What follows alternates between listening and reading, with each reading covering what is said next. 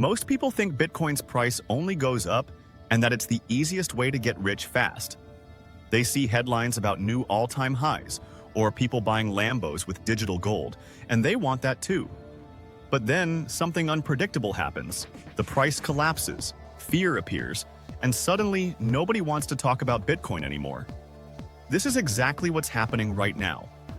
Bitcoin just experienced one of its sharpest downturns in years, dropping as much as 50% from recent peaks before bouncing back slightly. Prices briefly fell below levels not seen in over a year, alarming both new investors and seasoned traders alike. So today, we're going to break down why Bitcoin crashed, what caused it, why it's bouncing again, and, most importantly, what a smart investor should actually take away from all of this. This isn't financial advice, but it is the type of perspective most people don't hear when they panic sell. Let's begin.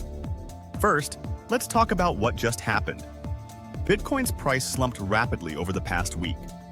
On Thursday, BTC plunged around 13% in a single trading session, the steepest daily drop since one of the darkest periods of crypto history in 2022. During that sell-off, the price slipped below 65,000, levels not seen since late 2024. That marked a continuation of a broader decline that has erased tens of billions from the entire crypto market's total valuation.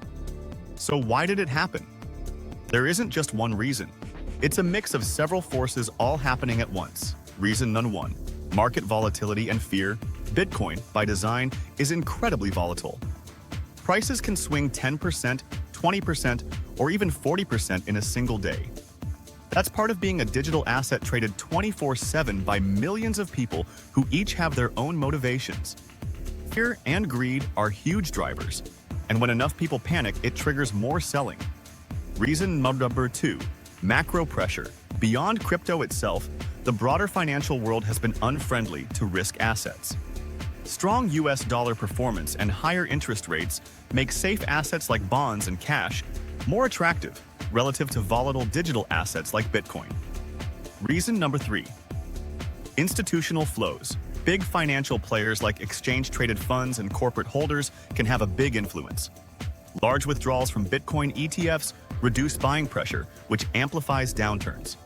Reason number four, liquidations and leverage. When prices fall sharply, leveraged positions, large bets using borrowed money, get forcefully closed, creating a cascade of selling. In some recent trading sessions, over 2.5 billion in leveraged positions were liquidated in under 24 hours. This is a critical concept. Bitcoin isn't like a savings account. Price moves are real and human-driven, and mass sell-offs aren't always tied to fundamentals. They're tied to psychology. Now, with so much fear and so much loss, you might be wondering, why would Bitcoin go up again? Here's where markets get interesting. After the crash, Bitcoin started showing signs of a relief rally. Prices rebounded back towards $70,000 after hitting those lows, suggesting that bargain hunters and long-term holders stepped back in. This is exactly what happens in markets. Big drops scare off weak hands, while more experienced investors or institutional players see it as a buy-the-dip opportunity. Historically, Bitcoin has had cycles where deep corrections are followed by rebounds, though there are no guarantees. But here's where the real lesson comes in. Just because Bitcoin crashes and recovers doesn't mean every investor should dump all their money into it. No asset is a guaranteed win, and Bitcoin's volatility means it's risky, especially if you're betting your entire financial future on it. So what should people actually do when they think about investing in Bitcoin? First, only invest money you can afford to lose. Bitcoin's price can swing by thousands of dollars in a single day. If you put money in that you need for rent, groceries, or bills, you might be forced to sell at the worst times, and that's how people get hurt. Second, diversification matters.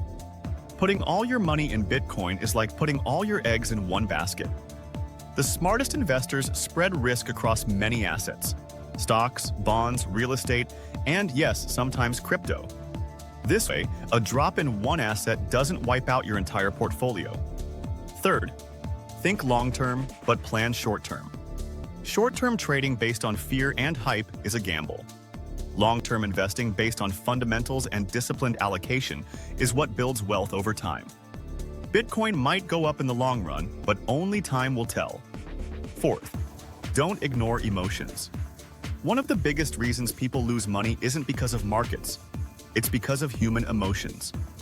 Panic selling at lows and FOMO buying at highs are classic mistakes. Accept volatility, understand your strategy, and stick to it. Now, you might ask, is Bitcoin still a smart investment? The honest answer is, for some people, yes, but with caution. Bitcoin has resilient fundamentals like decentralized supply, only 21 million coins will ever exist, and growing global adoption. But its price is shaped by speculation and risk appetite. That means reward can be high, but risk is equally real. Instead of asking, should I put everything in Bitcoin? Think, how much of my total portfolio makes sense to allocate here? A small position in Bitcoin, combined with other investments, could benefit you if the price goes up over the years, but won't cripple you if it goes down. And if Bitcoin continues to trend up again after this recent bounce, great. That can be a positive signal for markets overall. But if it keeps oscillating, that's just part of the crypto price rhythm.